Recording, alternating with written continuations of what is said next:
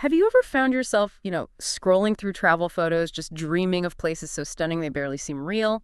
And then you start wondering, okay, beyond the usual postcard spots, what are Europe's real hidden natural masterpieces? Well, welcome to the deep dive. We're your shortcut to being well informed and hopefully inspired. Today, we're not just glancing at pretty pictures. We're going deep. Our guide for this adventure is Scenic Hunter's fantastic list of the 50 best natural wonders to visit in Europe. It's quite the list. But for our deep dive today, we're narrowing it down. We're zeroing in on the truly extraordinary, the top 15 hidden wonders.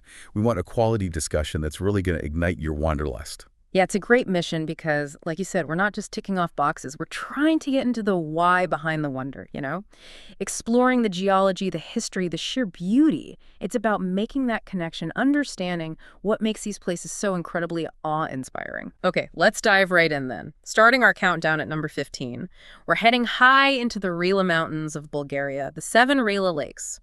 Picture this, a series of glacial pools just cascading down the mountainside. Jewels, really. And there's even that local legend, right, about them being the tears of a grieving giant.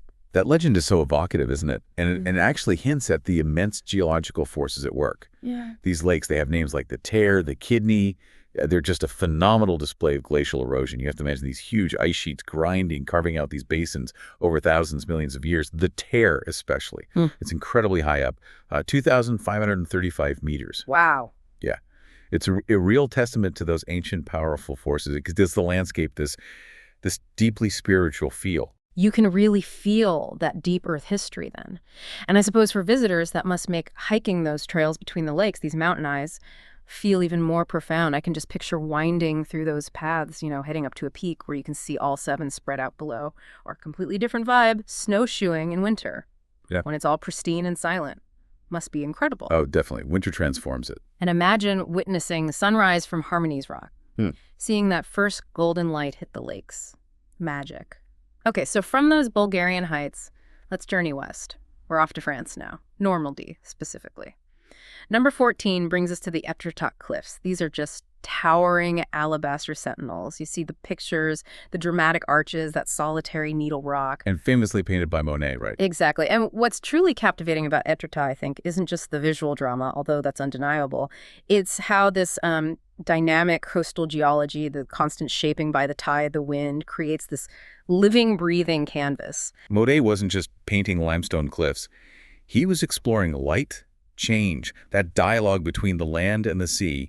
The process of erosion itself is almost part of the art form here, like that incredible 70-meter needle constantly being reshaped. That's a great way to put it. The art is in the process. And for visitors, the experience can be just as dynamic. You can walk the clifftop paths, get those huge panoramic views over the channel, or if you're feeling adventurous, kayaking through the arches at high tide. That must give you a totally different sense of scale. Completely different perspective, yeah. Looking up from the water. And you've got the charming town of Etretat right there, too, with its pebble beach and those lovely Belle Epoque buildings. Adds to the whole scene. Okay, journeying south now. Yeah.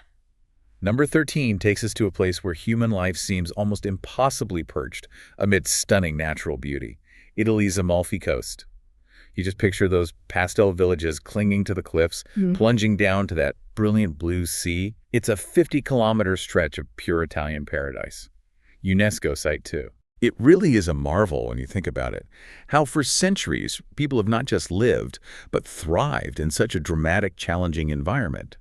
The whole area, those 13 towns, the famous Amalfi Drive snaking along the coast. That road. Yeah.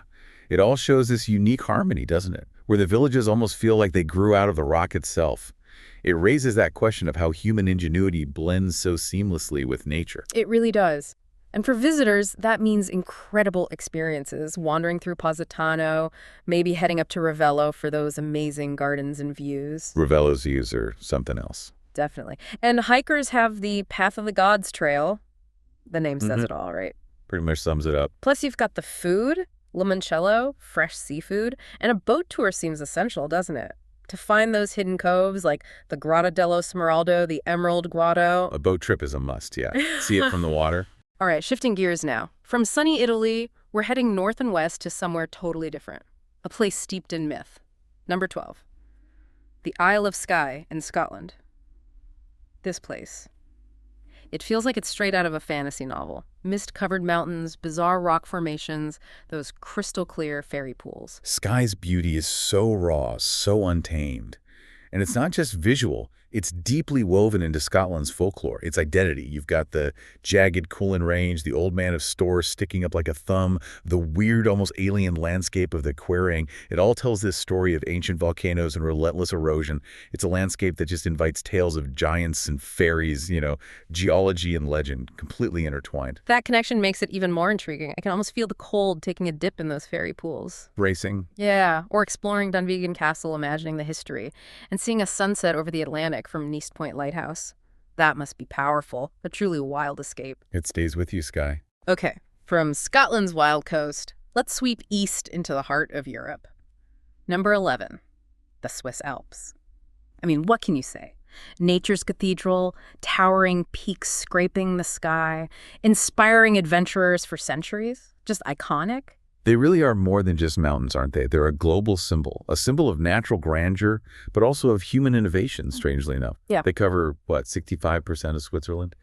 And there are over 65,000 kilometers of hiking trails. 65,000. Incredible. And think about things like the Peak Walk by Tizot, that suspension bridge connecting two peaks. It's where sublime nature meets incredible engineering. And you can experience that blend year-round. Summer, hiking through wildflower meadows. Sounds idyllic. Or winter, hitting the slopes at world-class resorts like Zermatt, St. Moritz. Legendary spots. Plus ice climbing, paragliding for the adrenaline junkies, or just taking the Glacier Express train for those panoramic views without the effort. Something for everyone, really. Definitely. Okay, let's shift from the high peaks to something a bit more serene, almost fairy tale-like. Number 10 takes us to Lake Bled in Slovenia, often called Slovenia's crown jewel, right? That image of the church on the tiny island, it looks almost too perfect to be real. It does make you wonder, doesn't it, how this pristine place, formed by glaciers, has nurtured such deep traditions and romance. The clear water, the traditional pletna boats rowing you out to the island, and that legend about ringing the church bell 3 times for a wish. Yeah, gotta ring the bell. It all creates this unique blend of nature and human story. It's a landscape that kind of invites you to become part of its narrative. It absolutely does, and there's plenty to do. Cycling the 6K shoreline paths, stand-up paddleboarding.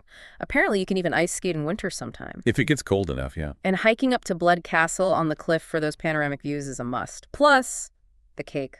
Bled cream cake. You have to try it. Ah, yes, the kremsnita. Essential fuel after the hike. Exactly. Okay, number 9. We're back in Italy. Tuscany this time, but for something completely different. The Saturnia Hot Springs. Ever dreamed of soaking in nature's own infinity pools? This is basically it. Cascading thermal pools, soothing people for 3,000 years. The real marvel here is the natural engineering. These travertine pools, formed by calcite deposits from the water. They're perfectly structured. And the water stays at a constant, lovely 37.5 degrees Celsius. Perfect temperature. Yeah. It's basically a series of natural jacuzzis. And the mineral-rich water has been famous for its healing properties since ancient times. So it's relaxation, but maybe some therapeutic benefit, too. It's a natural spa, thousands of years old. And the setting, surrounded by rolling Tuscan hills, olive groves. Just beautiful. Picturesque. Visiting at sunrise or sunset sounds particularly special when the steam rises. Creates this ethereal, almost mystical vibe, very serene. Definitely the best times to go. Avoid the crowds, too. Good tip. All right, back to the Swiss Alps for number 8. But a very different part. Lauterbrunnen. Often called one of the world's most beautiful valleys. You see photos and it's just that dramatic U-shaped valley floor and waterfalls everywhere. 72 waterfalls, apparently. Lauterbrunnen is like a textbook example of glacial power. That valley wasn't just formed, it was sculpted by glaciers, carving out this unique vertical world. You've got the famous Staubach Falls plunging nearly 300 meters. 300 meters. And the Trummelbach Falls inside the mountain, which are incredible. The only glacier waterfalls in Europe you can access underground. It's just a living testament to ice and time. Amazing. And nestled in all that drama is Lauterbrunnen village itself, with those charming Swiss chalets. Very picturesque. It must be a paradise for hikers and bikers, with trails winding past all those falls, and then in winter, transforming into a snowy wonderland for skiing. Yeah, it's a great base for the Jungfrau region. Moving southeast now, number 7 takes us to Dermitor National Park in Montenegro. Rugged peaks piercing the sky, reflected in these pristine glacial lakes. Montenegro's crown jewel and a UNESCO site. Feels very wild. And the question with Dermater is really how this seemingly untouched wilderness has kept such rich biodiversity and geological complexity. It's quite remarkable. You have 48 peaks over 2,000 meters. Bubutov Kuk is the highest at 2,523 meters, and 18 glacial lakes. They call them mountain eyes locally. Mountain eyes, I love that. It's a perfect description. It's a prime example of a karst landscape, too, where water has dissolved the limestone, creating unique formations, caves, underground rivers. Yeah. Adds to the wild character. It sounds like a place where nature still feels truly dominant. The Black Lake is iconic, I hear. It is. Very beautiful. And for thrill seekers, there's the Tara River Canyon, Europe's deepest gorge, offering rafting and a massive 1,300-meter zip line. Yeah, the Tara Canyon is spectacular. Not for the faint-hearted. And like many of these places, it becomes a ski paradise in winter, too. Incredible versatility. Okay, number 6. We're looking up. Chasing the magnificent northern lights across Europe. Have you ever seen the sky just come alive with dancing ribbons of color? The aurora borealis. Mesmerizing, captivated people for millennia. It really is a celestial ballet. And scientifically, it's fascinating charged particles from the sun heating atoms in our atmosphere. What's compelling is how this huge cosmic event creates such delicate, shifting light shows. It connects our planet directly to the sun's energy. Kind of humbling. Actually. Totally humbling. And if you want to witness it, there are amazing ways. Chasing them in Tromsø, Norway, the Paris of the North. Great spot for it. Or maybe dog sledding under the aurora in Finnish Lapland. Or visiting the Aurora Sky Station in Abisko, Sweden, known for clear skies. All fantastic options. It's the thrill of the hunt, isn't it? Combined with the sheer beauty of that Arctic night. Unforgettable. Absolutely. Okay, we're into the top 5. Number 5. The fjords of Norway. Just imagine mountains plunging straight into the sea, creating this maze of deep blue waterways, glacially sculpted masterpieces. They really are, especially places like Geiringeri Fjord and Neri Fjord, the UNESCO sites. Cliffs soaring up to 1,300 meters. 1,400. Yeah. These fjords are like living museums of Earth's glacial history, those deep, U-shaped valleys now flooded by the sea.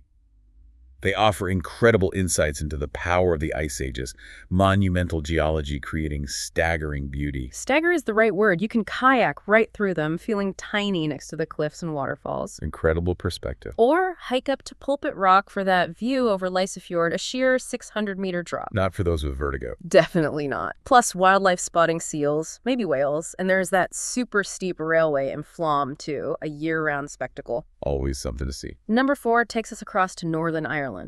The Giant's Causeway, those hexagonal stones stepping out into the sea, like a giant's hopscotch game, frozen. Another UNESCO site, sparking wonder for centuries. And the big question there is always, how did nature make such perfect shapes? They seem almost artificial. Right, too precise. The answer is volcanoes, about 60 million years ago. Molten basalt lava cooled and contracted, and it fractured into these incredibly regular interlocking columns. Physics, basically. About 40,000 of them. 40,000. It's amazing that geometry comes from volcanic chaos. And of course, you've got the legends Finn McCool building a bridge. Adds to the magic. You can explore the different formations, the Grand Causeway, the Giant's Harp, sit in the wishing chair. The cliff-top trail gives great views. And visiting at sunset or during a storm must be incredibly dramatic. Oh yeah, the mood changes completely with the weather. Okay, top 3. Number 3. We're at the edge of Europe again. The cliffs of Moher in Ireland, just rising vertically from the Atlantic. Raw power of nature. Looks like something out of a legend. The scale is immense, isn't it? Stretching 14 kilometers, reaching up to 214 meters high. But what's also fascinating is the ecosystem thriving there.